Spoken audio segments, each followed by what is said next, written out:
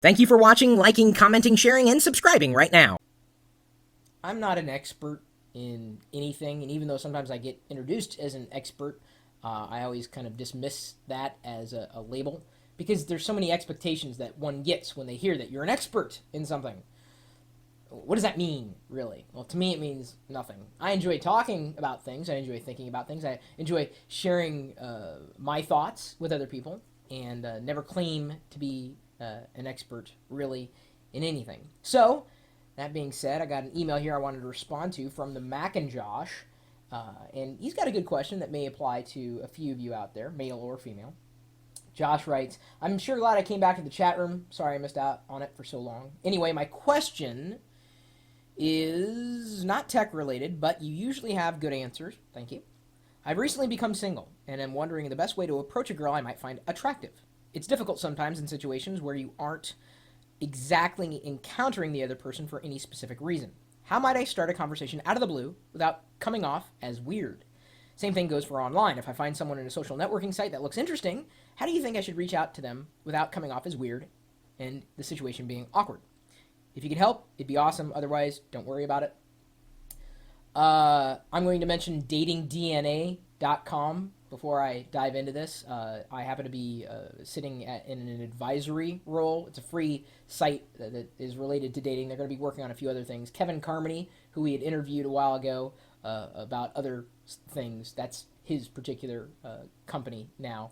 And so datingdna.com, you can set up your own DNA profile and then share that with someone you may be interested in. And then you can see how much you match with the other person. It's a really interesting website, at least for dating. I haven't really used it because I'm married, which I guess makes me somewhat successful in the relationship arena. And marriage, for better or for worse, is a relationship that will have good days and days in which are not many good things happening. Awkward though speak I may. So, do I have any advice? Well, for me, in my perspective, I have experienced both online and offline dating awkwardness. What it boils down to is not coming across as eager when you want to meet somebody. The more eager you are, the more the other person is likely going to be turned off, unless, of course, there's a mutual attraction happening, and that may or may not be the case. More often than not, however, eagerness is generally discouraged in this whole part of the relationship process, as in the before you get to the beginning part of the relationship. Confidence, as opposed to eagerness, is good. Being confident is good. Not egotistical, not megalomaniacal. Did I say that right, Wicket? You don't care, you're a dog. Closest you've ever had to a relationship is sniffing the dog's butt. Anyway, being confident about yourself or what it is you're doing is a good trait. Confidence is so important. You know, if you are someone, much like me, who would be a bit shy around other people, especially if you wanted to approach another person to see if there was any kind of interest, any kind of spark, or what have you, sometimes you have to step out of yourself before you leap into that kind of situation. That's what I did. Back in college, I went through a dating phase. I had, had a few girlfriends to that point, and it got to the point where with last girlfriend, who ended up cheating on me, long distance relationship. We were young. Long story. It was just a very troublesome relationship that has probably scarred me for life, as most relationships may very well do. So be careful before you jump into something. Anyway, at that point, I was just like, you know what? Whatever I was doing before didn't work. I was, too shy. I wasn't forward. I wasn't direct. And I changed things about myself that really started to rub off on, my experiences specifically in dating. And I would then find myself approaching a female and, being confident, not feeling too awkward, finding something to talk about, some shared interest potentially, and not really doing anything more beyond that. I mean, the last thing you'd want to do is, latch on for dear life, to somebody that's eager, that's too eager. But, generally in the conversations, you end up sometimes getting to know someone quickly. Sometimes it takes more time. Sometimes it works, sometimes it doesn't. And if you feel embarrassed, the best suggestion I have for you is step out of yourself. Like if you're going to put yourself in a situation where you know you're going to feel awkward, it's going to come across as being awkward. But if you're confident about it, even if you're not a confident person, if you pretend you are, you're going to come across as confident. If you take yourself, your brain, your mind, your spirit out of your body, let your body do the work, and then as soon as you're done with that situation, snap back, you're going to accomplish a lot. I have no other way of explaining it other than thrusting myself into a potentially embarrassing situation, feeling distanced from myself, being able to do it, and then coming back and saying, okay, I did it. It worked or it didn't work.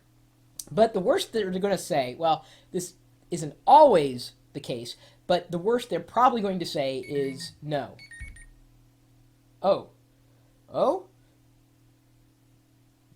Sorry, I got a notification there. Pixie, my other dog, just notified me. She's apparently sniffing someone else's butt now. Wicked. They're brother and sister, so it wouldn't have worked out anyway. From the same litter, by the way. That's what makes them brother and sister. Okay, so if you can, just think beyond the other person, as in you may be attracted to them physically.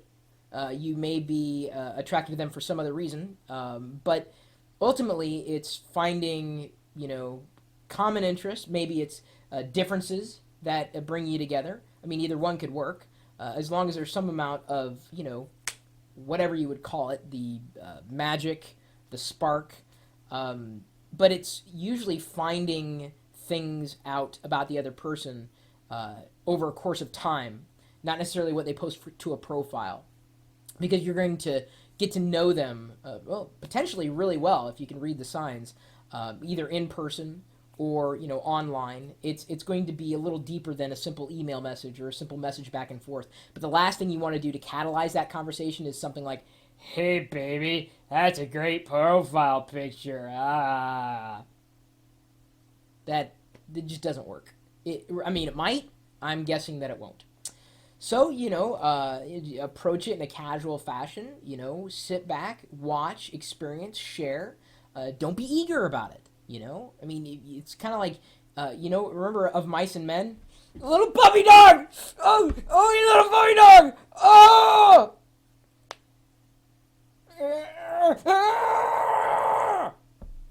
And then what happens to the little puppy dog? Here's a clue. Doesn't go around sniffing anybody else's butts after that point. That's exactly what you could do at the beginning of a relationship. Don't be eager, but be confident. You understand what I'm saying? Hang on. Oh, it's Dr. Phil again. Got it. Dr. Phil calling me now. I probably said the wrong thing. My email address is chris@pirillo.com. Maybe you have really good relationship advice to pass on to Josh. Feel free to leave a comment. You may be reading my blog at chris.pirillo.com. Share it there. Share it wherever. Just share advice. Whatever, happens to be on your mind, in your heart, on your body. If you wear t-shirts with relationship advice, I guess. Boy, he really wants to talk to me. Hang on. Hello?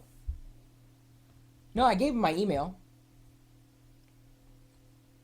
Pirillo.com. Chris@Pirillo.com. Pirillo.com. Okay. Yeah, no, okay, I got it. Okay, bye. Anyway, sorry about that, folks. You can stop by our website, our little social network of geeks, if you'd like, and do a variety of things. I'm getting there. Jeez, I hate when celebrities watch me on the internet.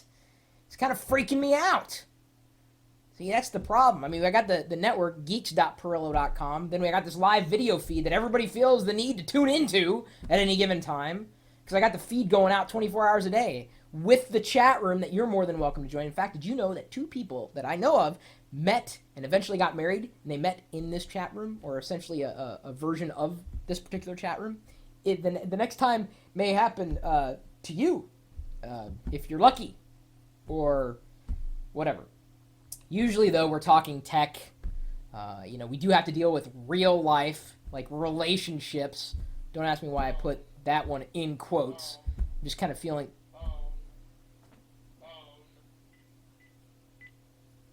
Hello? Okay, I won't use another one. Dr. Phil hates the air quotes. So anyway, stop by the chat room, watch the live video feed. Even if I'm not here, these people certainly are. Maybe this guy is too.